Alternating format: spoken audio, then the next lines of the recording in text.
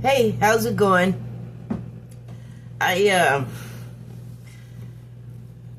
I'm not sure how this is gonna go because I did not take notes beforehand, and that doesn't always go as planned. Like, I think it's gonna go a certain way, and then it doesn't at all. Does something completely different. But actually, that kind of tracks with what I wanted to talk about. I have been noticing a pattern lately, and it is that we, or I, misunderstand something pretty huge, and it's not exactly helping. So, I just kind of noticed that it happens a lot that we are sure of something, or we think something is the case, before we know for sure whether it is or not.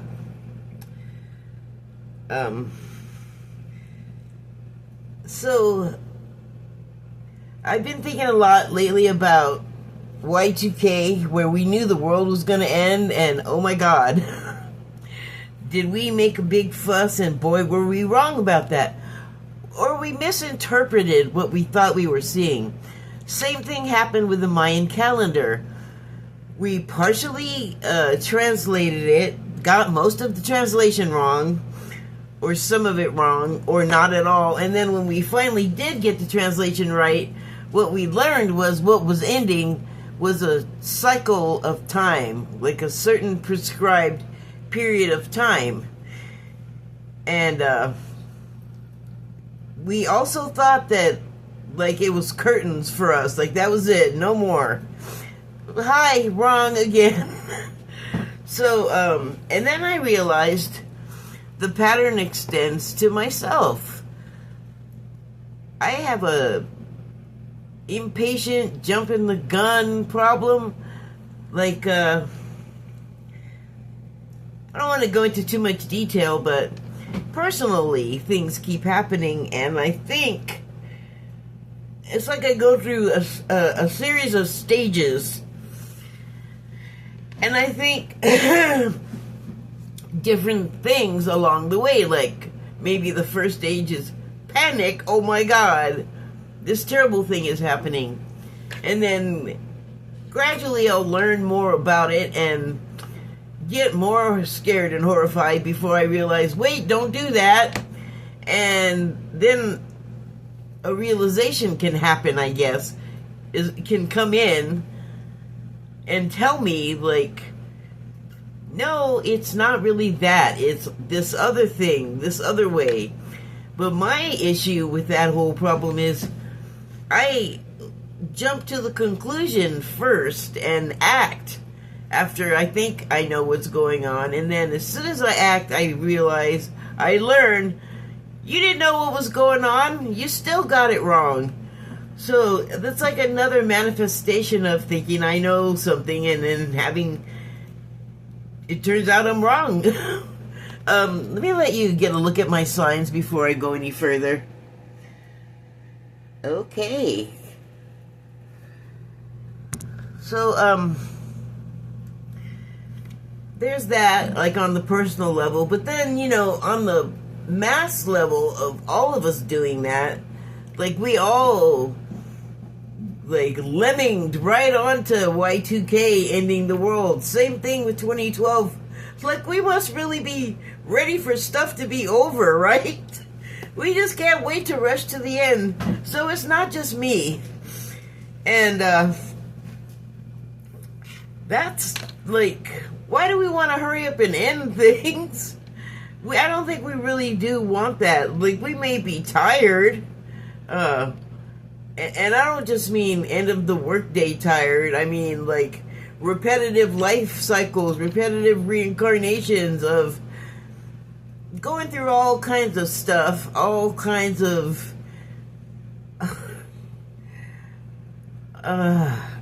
sorry, just the review of everything that we've done wrong is kind of enervating, but okay.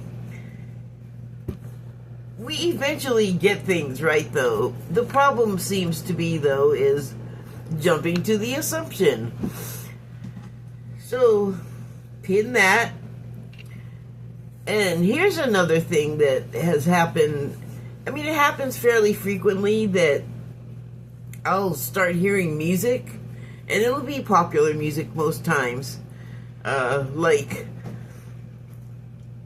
last week, I was hearing the Soundgarden song Outshined in my head a lot, to the point where I was like, okay, I will listen to it.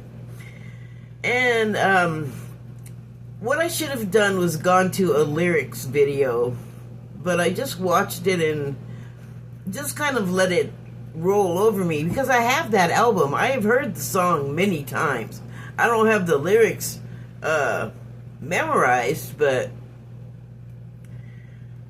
I don't know, like, I can't even tell you what it was in that song that was important for me to listen to, but I finally put it on, and then I had to listen to it on loop for a few hours before I felt like, I can turn this off now? Have I accomplished whatever I'm trying to do here? So, I mean, I guess, I still feel like, well, you really need to go look at those lyrics, so I probably should do that. Because usually your mind doesn't send you to a place repetitively unless, hey, really pay attention to this for some reason. So, when I get done here, I'm going to go look. Oh, God, I just remembered I forgot to I uploaded a video, I think, on this channel. Nope. Well, I mean, I did upload it on this channel with information box notes. But I uploaded it onto my main channel and then fell asleep, so that information box is just empty, and I'm wondering,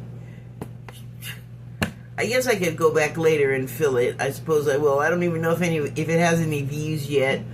Not that that's a major consideration. I mean, I have a feeling that people do what I do a lot, and that is, like, I do it to avoid commercials, the ads. And so I'll just not click on the video, but I will have already clicked on closed caption.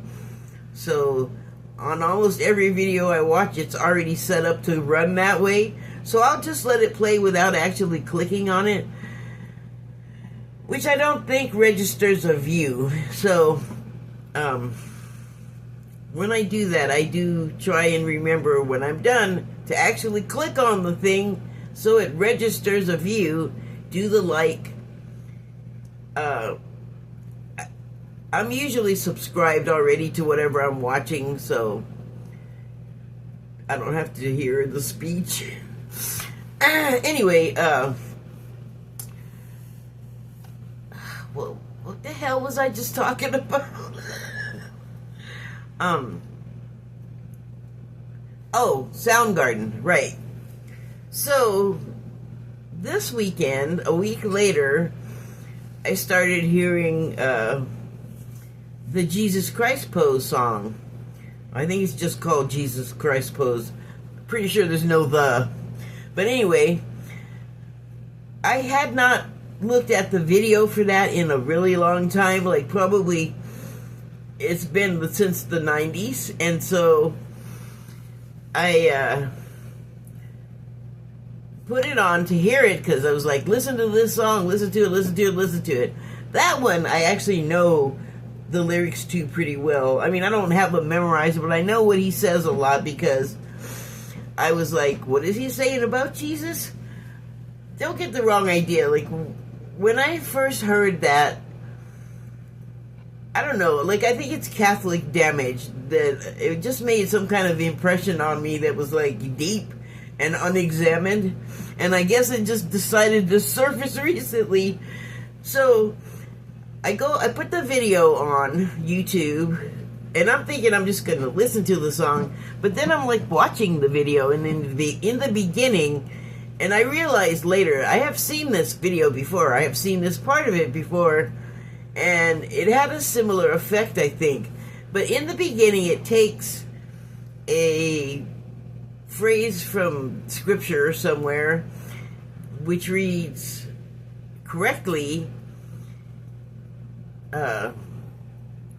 because Jesus loved, they substituted Soundgarden for somebody else's name, but because, sorry, I said that wrong, because blank loved God so much, they were given his only son. But in the video, they put a G on the end of it, so it reads his only song, which could be read as blasphemous, but why? If the creator of all created everything, then even the blasphemy has got to be some kind of okay on some level. I think blasphemy is a man-made thing, so I'm just, if we did it, it's got like our dirty, greasy-fingered spin on it, and is more incorrect than not, in my opinion. So anyway, I'm thinking of that as the song comes on, and then I'm also thinking, like, the Jesus Christ pose, to call it that is, I think, kind of cheeky. And, well, there's a level of cheekiness in the lyrics, so I guess it plays, but... And here I am, like, Catholic damage, all, ooh, you better not say anything. You can say it. It's okay. You can say it. It's probably not what's gonna get you struck by lightning, if that's gonna happen. If that's gonna happen, that's meant to happen, and that probably has nothing to do with the Soundgarden song, Jesus Christ Pose. And by that all, I mean, I don't think that, like, Chris Cornell's death has anything to do with him singing that song, or any misfortunes that Soundgarden as a group may have had. I don't think it sprung from that. I don't know that they have, that they had anything that I'm talking about. I have no doubt they had problems that kind of go with the territory, but yeah, I don't think, like, any of it was because of that lyric. We like to put a lot of superstition on stuff, and that's not how it goes. Like, again, with the superstition, we think we know something, but we're probably misinterpreting what superstition even is. Now I gotta look into that and see what that's about.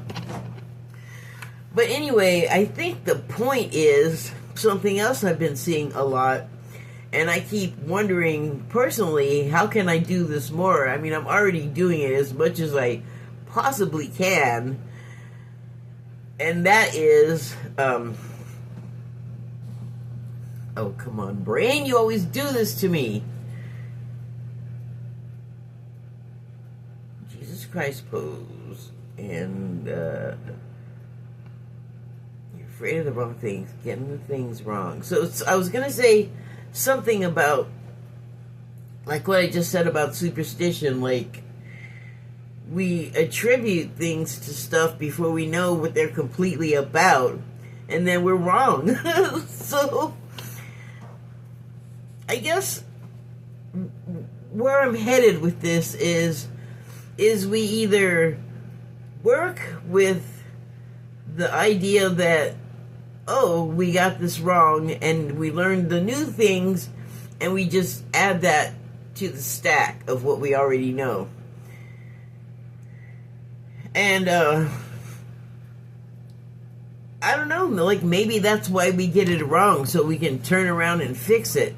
Which is, I don't know if this has to do with it, but I know that we, at some point when we are, like, in more control of ourselves, as far as, like, our power to do things in our own lives, like, the power to change the course of it, to, you know, make things happen, or to use that buzzword it is now to manifest things into your life.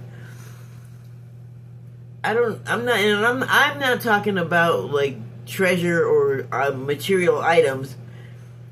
I'm sure that's what a lot of us want, and sometimes I do too, but it's not my main goal in manifesting anything. Like, I'm much I feel better about manifesting something that's going to be helpful to not just me, if anything. Like, at least let it be useful to other people too. You know, like, it doesn't really help anybody if I want, like, this probably isn't going to sound like what most people want, but not a pair of shoes or a Labubu. I want forks and a tricycle wheel for one of my bikes. But that's even a practical desire. Like, it's not just for fun. It's actually my mobility device, so I would prefer that it be working. Why did I veer off into that? I don't know. I think the main thing is I keep finding, like, oh, we think we're doing one thing, and then we rush right into it and discover we got it all wrong. So we're doing wrong things, like, alongside it, with the notion that our wrong perception is correctly directing us to do things. It sounds really destructive, doesn't it? But I guess destruction is part of the learning process, and it's also part of a cycle, which we are just, our world is just full of them. There are so many. When people start referencing, you know, a cycle just ended, I need like a catalog number or something. There's so many happening at once. So I guess the message here is look before you leap.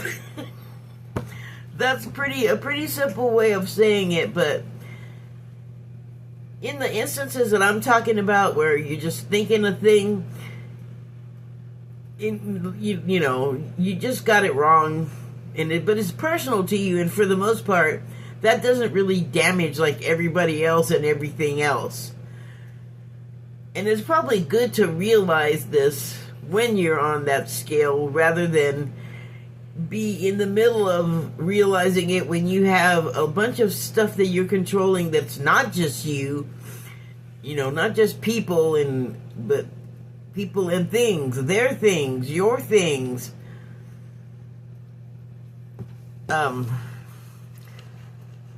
So, I mean, if you go in and do something, anything, by an incorrect process, at some point the wrongness is going to show up, and so we don't want that. So I guess what I'm saying is we learn how to do it on a smaller scale to sort of repair these misconceptions, and then right whatever you were doing, get it back on track.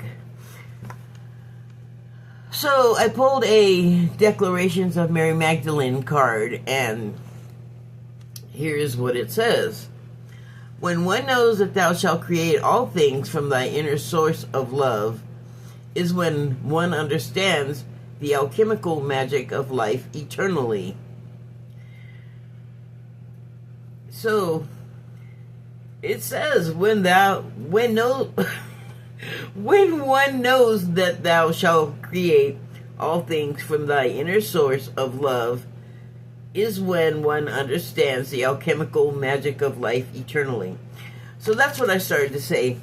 I noticed that I found myself creating little problems for myself that I could then go and work out. And that's probably a misuse of that ability to create a situation.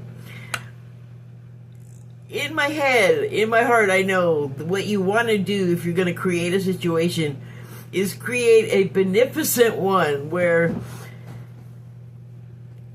as best you can, you're not damaging other people. In fact, you want to enhance their existence. At least that's what I feel like I want to do. So we don't have to do that, though, necessarily. I have thought that when I do that, it's like busy work for myself. Is that a thing? Spiritual busy work? You know, like, it makes me feel a little guilty because it's almost like you've drawn somebody into something without their consent, but pretty much nothing happens that isn't already consented to. Like, it's not going to come to mind if it's not something that could happen. So that's how I feel anyway. It's not just how I feel like that's what's happening. So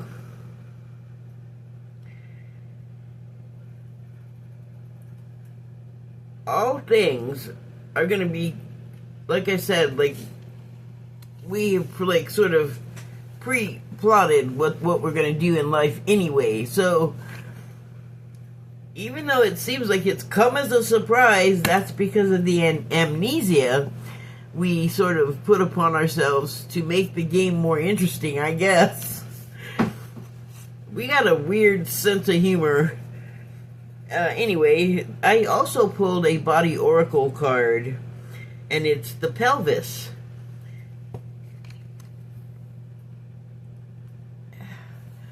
I have broken my pelvis. It was a terrible experience. Anyway, the subtitle on this card is receptivity. Let me read what it says. Release rigidity to gain insight. Huh. Well, receptivity is interesting when you're talking the pelvis because that is the entryway to the uterus pretty much. And unfortunately, by force or by acceptance, you can receive the seed of man through that entryway where the uterus sits inside of the pelvis. Protected by it, I guess, because it is, I mean, it's not around it. Clearly, it's got a big spine in the middle, but I think there's a space inside of there underneath where all of your female and male reproductive organs also reside in your torsal cavity, if that's a thing, in your torso. So, release rigidity to gain insights. It's always a good idea to unclench, you know, and certainly you are not receptive when you're like squozen shut, you know, like when you clench shut the portal, nothing's getting in or out. That is not the same as receptivity. That is definitely not only rigidity, but resistance, like active resistance, like you shall not pass either way, either direction. That is not healthy for that area of your body to lock up like that. It's already in your, like, root chakra area, like sort of your lower vibrational area, and lower vibrations don't always have to be negative, but when you like shut off receptivity and adopt rigidity and create resistance, and that helps no one and nothing. And it's like I feel like the opposite of what that area is to be doing when you're locked up tight. So that feels like a go with the flow sort of, I don't want to, not admonition, but I guess prescription,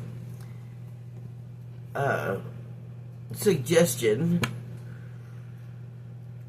No one's going to do anything until they're ready, so all you can do, if people are having a hard time when they're rigid and clamped shut is, I don't know, offer help, offer aid, try to get them to relax and loosen up, because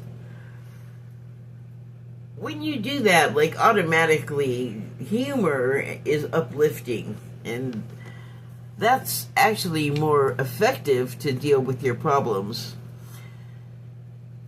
which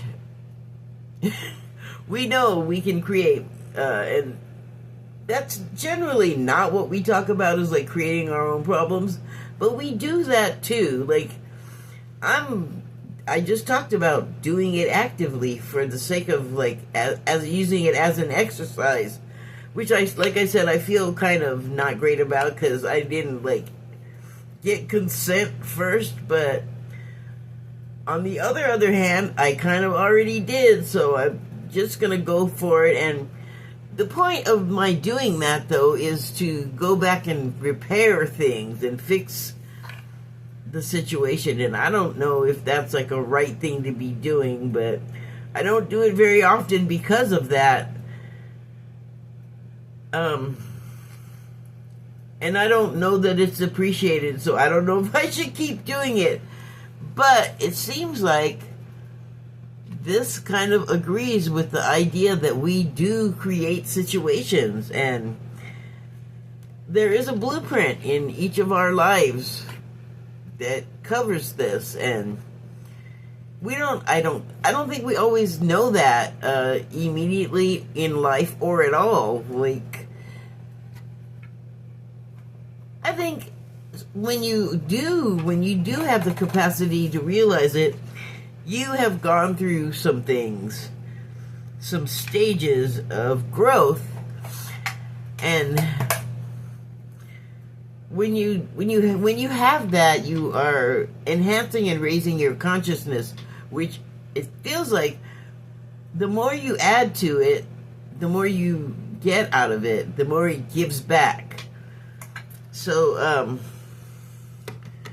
I don't know, I guess I'm just bringing up the fact that we have these near misses with understanding stuff, and like I started to say this. So the other thing that I've been seeing a lot is slow down, slow down, slow down. And like I was saying, I don't know how much more I can slow down, except for when I have these realizations, and it's like, oh, slow down and think that through. So I guess further, what situations are you creating in your life, and are you doing it for a creative, progressive, positive purpose? Or are you just sort of swirling around in your root chakra down in your pelvis, not uplifting yourself? You can stay there. There are definitely lessons to be learned to stay in that vibration, but it's hard. You raise up and things get a lot easier, and it's not like anyone, okay, it is like anyone can do it, but it's not like you can just start from go, usually, and just be doing it. The steps matter. You can't cut corners. It's like any kind of education. There are basic fundamentals you gotta learn, and your expertise grows exponentially from that kind of foundation. Otherwise, it's just chaotic, erratic. You could create fear, which is another sitting down in your lower gut sensation that really is certainly not helpful if you're creating things that are scaring yourself. So, okay, and also, like, don't be blaming other people when bad stuff happens to you, because it's not just that there's two sides to every story. Some of these things were meant to happen, and for a lesson to be learned from the experience. And that's how everything is. So, anything else?